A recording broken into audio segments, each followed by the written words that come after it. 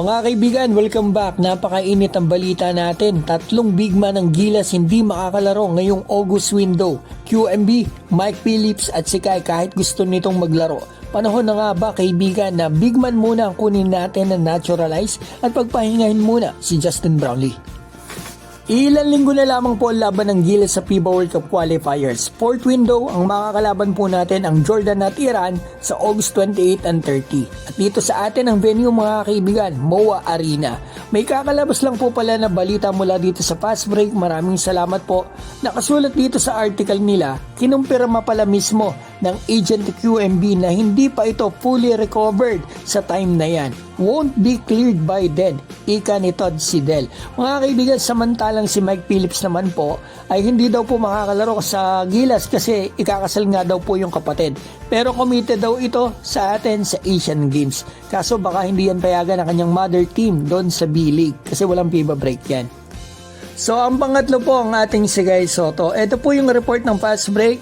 Kai Sotto likely out again for Gilas in Window Cup qualifiers. Malamang daw po ay hindi makalaro si Kai dahil patuloy naghihintay pa rin daw ito ng kanyang eligibility waiver para makalaro sa USNCAA.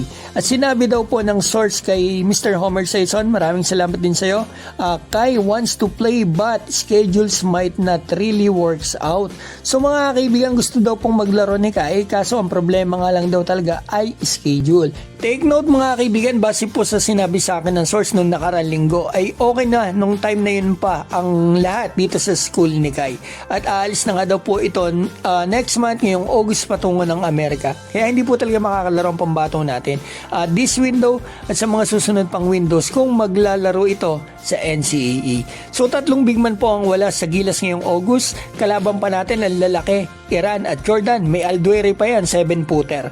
So si Brownlee ang top choice ng SBP at ng Gilas. Pero paano kung ganito ang sitwasyon at kung hindi pa siya 100%?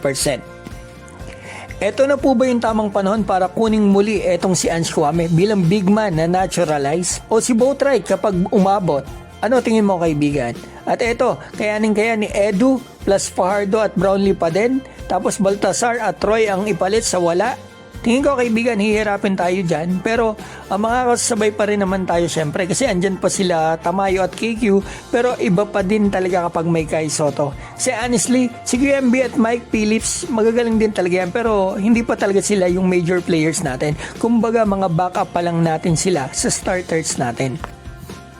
Kung ano man mga kaibigan sa time na yan, sana wag po natin silang i-bash kung hindi sila makakalaro kasi meron po silang obligation sa mga mother teams nila kasi may kontrata po sila dyan.